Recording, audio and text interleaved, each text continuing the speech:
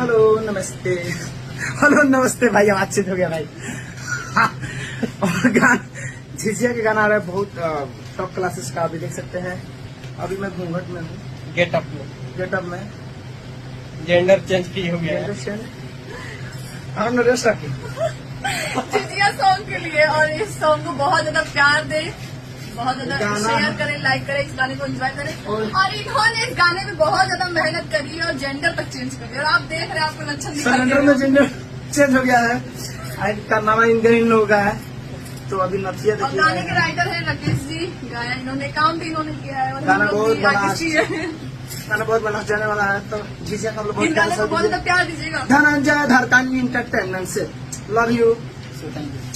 नमस्ते प्रणाम, हम भोजपुरी गायक धनंजय धरकन और रउआ देख रहा बानी भोजपुरी चैनल के माध्यम से। और आप सबसे रिक्वेस्ट और विनती बा कि रउआ सब ये चैनल के सब्सक्राइब करी और बेल आइकन के दबाना ना भूली, ताकि जितना भी वीडियो और ऑडियो आवता आप सबन सुनत रही और झूमत रही।